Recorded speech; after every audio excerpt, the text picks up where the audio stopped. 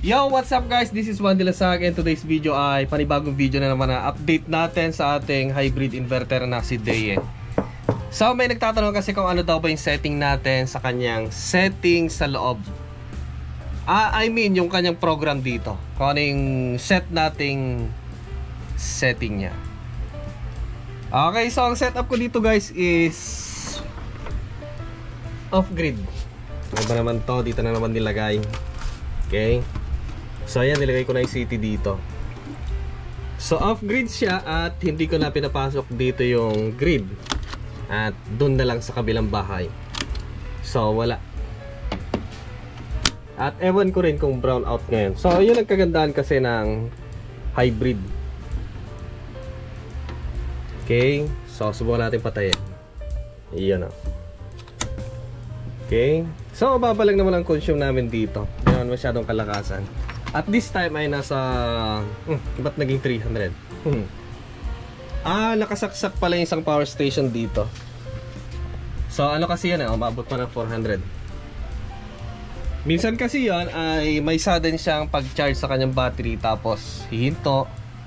After a while mag-charge kasi hindi niya hayang mabawasan yung laman ng battery niya.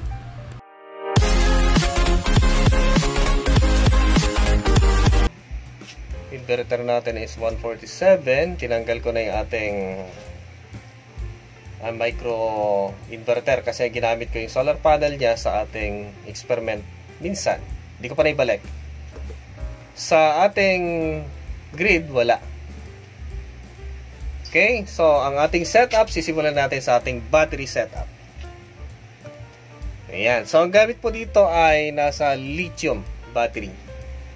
Ang kanyang battery na nakaset is nasa 104 ampere. Ayan, nakalagay dyan. May butal na 4 ampere. Yan po kasi nakalagay sa ating battery. So, ang kanyang maximum charge is 90 ampere. Pwede pa natin babaan. Ayan na lang guys, maximum niya. Pero hindi naman kaya i-provide ng ating solar panel. Depende kasi kung kaya i-provide ng solar panel, di sige. Okay, tapos dito sa maximum discharge is 90 ampere. Pwede natin ibaba. Pero mas gusto ko mataas. Yan na lang. Tapos naka-activate sa battery.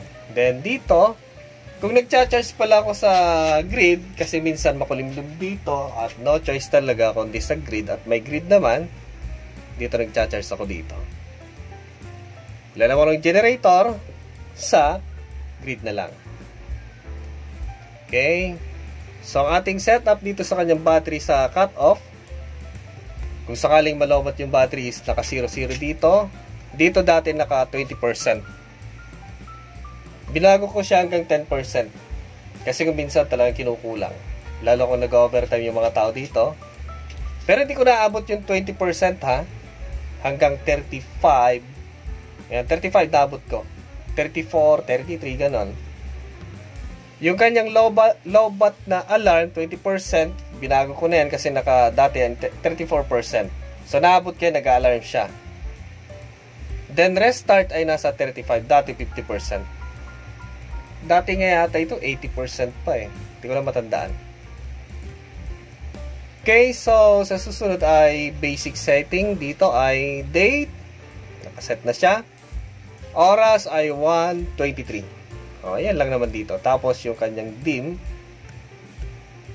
mas maganda nag-off siya. Tapos yung beep, nga lang, hindi siya tutunog kung may fault or palobat na siya. Okay, meron pa ba? Wala na. Okay, hindi na. Kasi nakaset na siya. Then, dito sa work mode, naka 0 export to city. So, wala tayong export. At hindi naman siya nakakonect sa grid. Maximum sell ay nasa 3,600 pero hindi naman tayo nagsisell. 0 export to power, naka 0-0 na siya guys.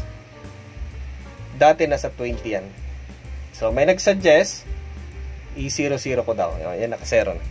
Tapos dito sa energy pattern, nagamit ko na to, minsan nag-experiment ako dito yung parang ginamit ko yung kanyang home load. So mas maganda dito sa load first. Ayan. So, dito sa load first, yung solar panel mo ay direct na tutulong lahat yung kaya niya sa load mo, sa home load. dito sa kanyang sa kanyang grid input kasi pwede siyang support sa home load. na hindi mapapakilaman yung kanyang output sa kanyang backup. So dito, hindi lalabas or hindi mapapakilaman yung laman ng battery. Kung ano yung na-charge mo doon, remain siya. So hindi siya tutulong. Okay, dito hindi ko na pinakilaman yung kanyang charging time, charging date. Dito hindi na rin. So hindi na naka-activate.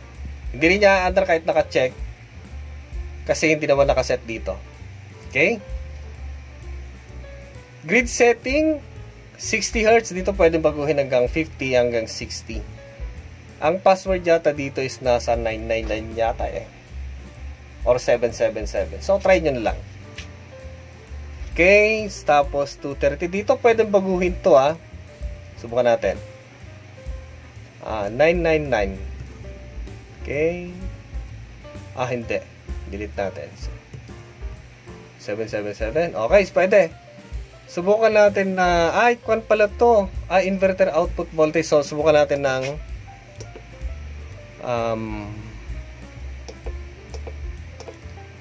pwede pa lang iset ng 120. 230, 220. Lagyan natin 220, bababa yan. Okay?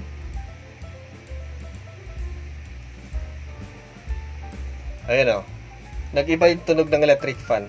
So, ang output niya this time is 220 lang talaga.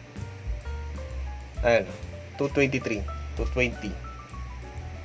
So, ibalik natin doon para hindi hirap yung mga appliances natin. Pag bumagsak kasi yung kuryente ng output niya, doon nasisira yung appliances natin. Kung bumagsak siya ng 120 yung grid, 170, 175, doon bumabagsak. Hirap yung ating appliances. Doon siya nasisira. Kaya malaking bentahe talaga na yung mga appliances natin. Pag ang source na kuryente natin is under voltage, nasisira yung appliances natin. 230. Ayan, 230. Okay. Ayan, nag-recover ulit. Bumilis ulit yung under ng electric fan. Then, single phase. Hindi matagal. Dito, hindi ko na pinakailaman yan. Wala na dyan. Factory set na yan. Hindi ko naman alam yan. Kasi alam ko lang in-adjust ko. Okay? Then, dito sa advanced function is wala na rin dito. Wala akong pinakailaman dito. Mas maganda inosente tayo dyan para hindi natin kinakalikot. Generator use. Ayan, yung port na pang-apat. So, nilipat ko ulit sa generator input. So, inactive siya ngayon. Pero napansin ko dito sa microinverter, meron siyang time na kinakat niya. Ayan.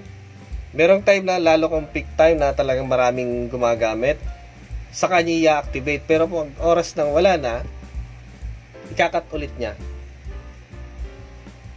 Ayan. Pwede siya maging generator input, smart load, hindi ko pa nasubukan, pero someday siguro susubukan. Microinverter, nasubukan ko na. Device info, itong napuno noon kasi nga, nung nakagrid tayo siya, biglang mag-brown out, tutunog siya. Okay? Ano ba dito? Ayan, nasa 600 yung ating harvest. 96% battery status. Ito ang gusto kong bago yung kanyang battery voltage. Gusto ko sana yung kanyang maximum na charge is nasa 56. Sabi nila tataas pa yan, sabi nila pwedeng taasan, pero hindi ko alam kung paano baguhin. Siya nga pala guys, para sa may alam kung paano baguhin yung kanyang maximum charge, kasi gusto kong ipaabot hanggang 56, 57 yung kanyang maximum charge. Dito kasi ang inaabot lang yata nasa 54 eh. Pagka 54 na yan, 54.3 siguro, magka-cut off na. Fully charged na siya. Pero maraming nagsasabi pwede pa itaas. Hindi ko alam. Baka pwede paki-comment sa comment section kung paano. So, yun guys ang setting ko dito sa aking inverter. At yung ibang mga setting dito ay advice ng mga ibang kasama natin, mga kaibigan natin. So, sinunod ko. Di naman lahat ay alam natin. So, kung meron pa kayo alam na pwede natin idagdag or baguhin, di babaguhin natin. Mag-comment lang kayo sa comment section. So, yun lang guys. Ingat-ingat. Bye-bye.